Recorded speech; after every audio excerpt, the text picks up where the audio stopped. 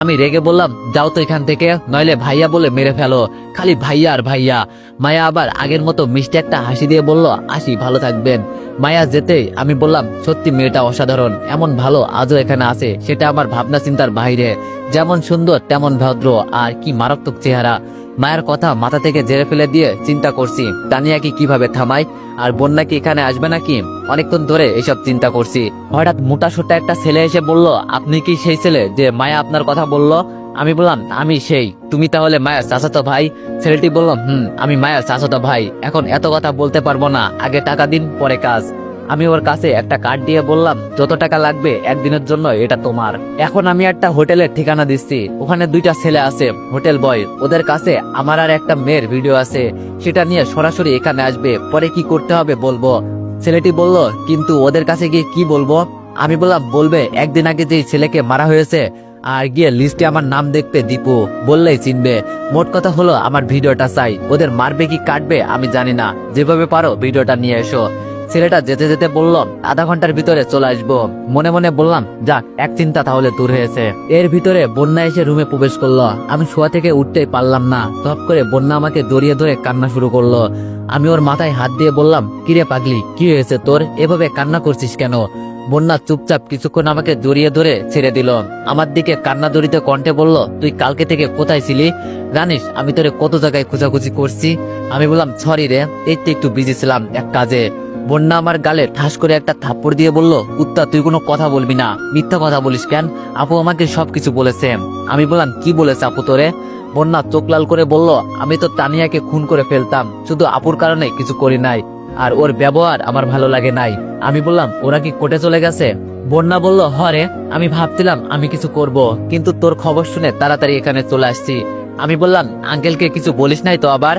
বন্যা বলল, তোর মাথা খারাপ হয়েছে, বাবাকে বললে সবকিছু উল্টাপাল্টা করে ফেলবে। আমি বন্যাকে পাশে বসিয়ে বললাম, এসব নিয়ে তুই চিন্তা করিস না, আমি সব দেখে নিব। এখন বল, তুই কেমন আছিস? বন্যা খুশি হয়ে বলল, অনেক ভালো। আমি বললাম, বাবা, আমার বান্ধবী দেখি আজকে অনেক খুশি, তাই এর কারণটা কি জানতে পারি? বন্যা আনমন হয়ে বলল, আমার তো প্রেম হয়ে গেছে দোস্ত। আমি অবাক হয়ে বললাম, একদিন হয়েছে বাংলাদেশ এলি, এর মাঝেই প্রেম হয়ে গেল, কিভাবে সম্ভব রে?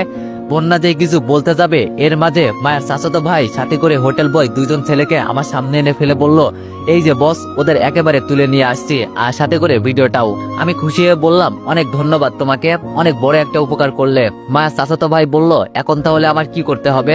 আমি বললাম, কিছুই করতে হবে না, আমাদের সাথে এক জায়গায় যেতে হবে, সাথে এই দুইটা ছেলেকে নিয়ে। হঠাৎ করে একটা ছেলে বলে উঠলো, স্যার, আমাদের মাফ করে দেন, আমাদের অনেক বড় ভুল হয়ে গেছে, আমরা বুঝতে পারি নাই।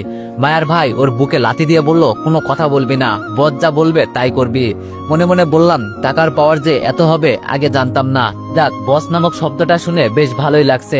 বন্যা আমার হাতে ঝাঁকি দিয়ে বলল, কিরে দীপু, এসব কি হচ্ছে এখানে? আমি তো কিছুই বুঝতে পারছি না। আমি বন্যার হাত ছাড়িয়ে বাইরে যেতে যেতে বললাম, আগে আমার সাথে চল, পরে সব বুঝতে পারবি। বন্যা তাড়াতাড়ি এসে আমার হাত আবার ধরে বলল, তুই কি পাগল হলি? এই অবস্থায় আবার কোথায় যাচ্ছিস? আমি বললাম, আমার কিছু হবে না, আমি না গেলে অনেক বড় ক্ষতি হয়ে যাবে আমাদের। এই কথা বলে বাইরে এসে একটা রিক্সা নিয়ে বন্যা আর আমি একটাতে, আর পিছন পিছন মায়ার ভাই ওদেরকে নিয়ে আসছে। বন্যা বসে থাকা অবস্থায় আমাকে বলল, তুই শুধু একবার বল, আমি তানিয়ার কি করি দেখ। আমি বললাম, এত পাগল হইস না, দেখি কি করা যায়। বন্যা বলল, আচ্ছা দীপু, তোর কি একটু রাগ হয় না ওর উপর? তোর উপর এত অত্যাচার করছে তানিয়া, এরপরও তুই ঠান্ডা আছিস কিভাবে? আমি বললাম, অনেক রাগ জমে আছে, তবে সেগুলো বের করি না, আর তুই এত কিছু বুঝবি না, এখন একটু চুপ করে বসে থাকতো।